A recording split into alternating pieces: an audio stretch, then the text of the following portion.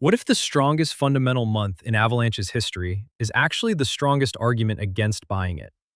$872 million of tokenized real-world assets flowed onto this chain in 30 days, more than any other network.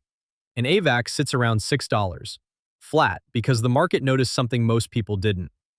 This is my 10th Avalanche video, and the first where the chart and the fundamentals tell completely different stories.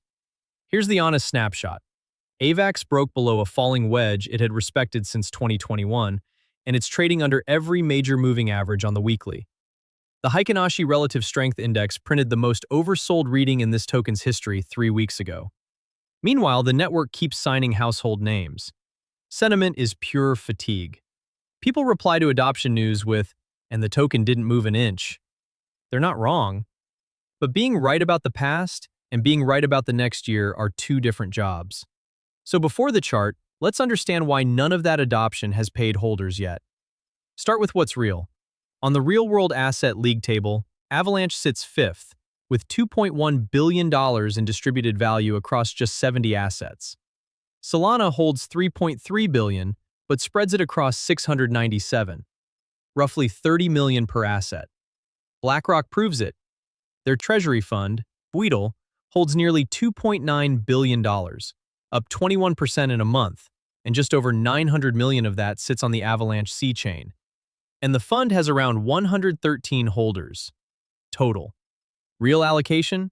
Hard to undo it soon. Then Japan.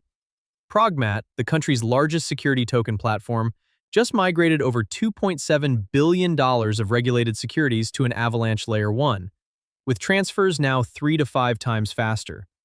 That single migration is bigger than the entire real-world asset value the league table credits Avalanche with.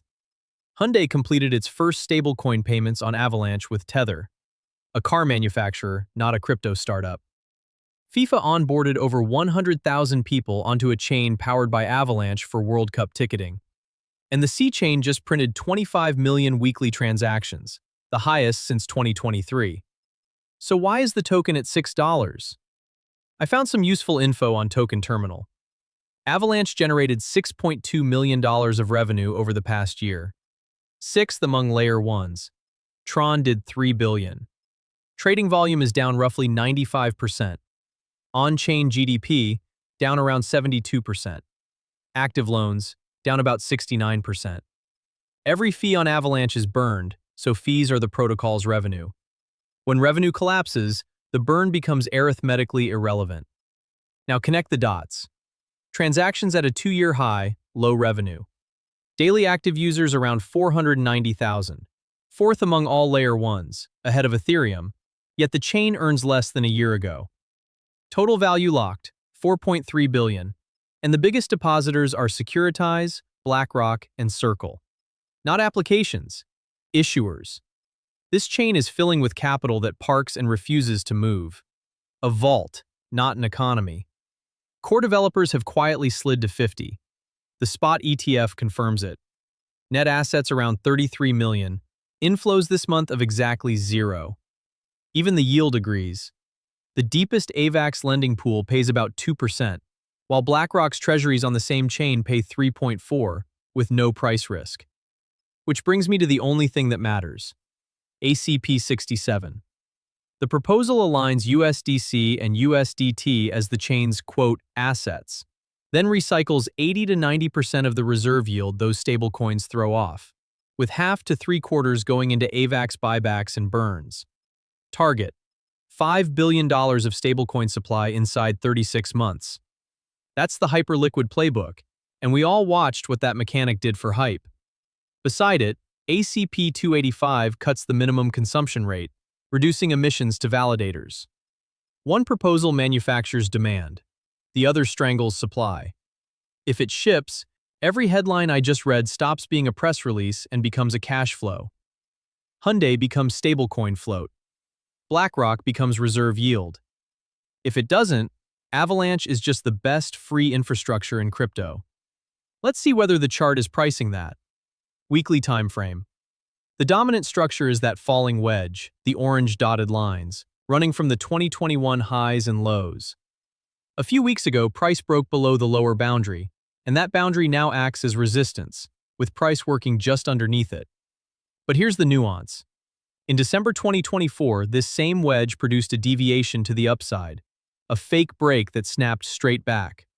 What we could be watching now is the mirror image, a deviation to the downside. Not a confirmation, and I'm not calling it until price reclaims that line. Levels. There's almost no support beneath us. The 2618 Fibonacci extension sits at $5.37, anchored from the $16.50 low in June 2025 up to the $33 high in September, never actually tested. Below that, the old 2020 accumulation base near $4.70, with a lower boundary around $2.70, matching the 3618 fib. Overhead, $7 is the support we just lost, then $10.75. What gives me pause on the bear side is the Heikin Ashi Relative Strength Index. It's bouncing out of extreme oversold for the third time, and 3 weeks ago it printed the most oversold reading in this token's history. It's also respecting its own falling wedge since early 2024. That guarantees nothing. It just means sellers are running out of new sellers. Now Bitcoin, because AVAX doesn't trade in a vacuum.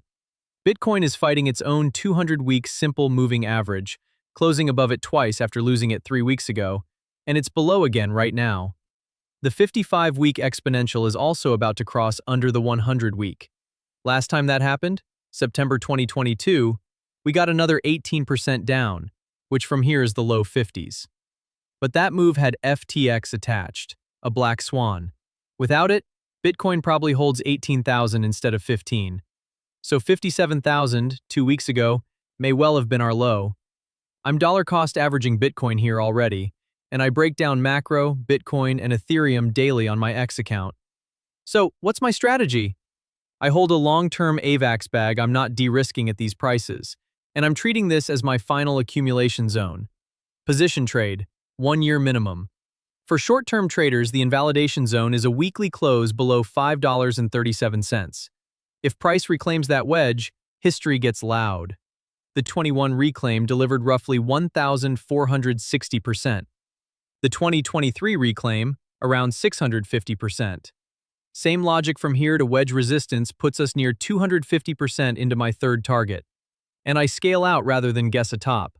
$10, $16, $21, $33. I trim hardest around $21.50, close to wedge resistance. First target hit, invalidation moves to average entry. Second target, it moves to target 1, and so on. Past 33, I'm skeptical. I would need a confirmed breakout, plus burn and adoption metrics genuinely improving before I let a runner ride. And if we lose 537 on a weekly close, I would hedge the bag with a short targeting that $2.70 region. Now let's talk probability, not feelings. The bear case needs nothing to happen. It needs nothing to change. Adoption keeps landing in passive custody, fees stay near zero, and price grinds down to take the liquidity sitting under 537. Bitcoin losing its 200-week average is that trigger.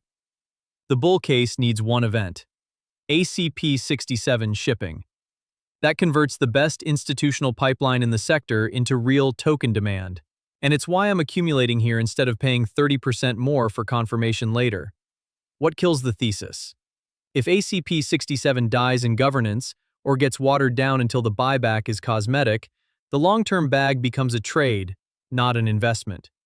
That's the line I'm watching, not the chart. And here's where I land. Avalanche won the institutional rails and lost the token economics at the same time. The chart is honest about it. The break is real, support below is thin, and the only thing closing that gap is a governance decision.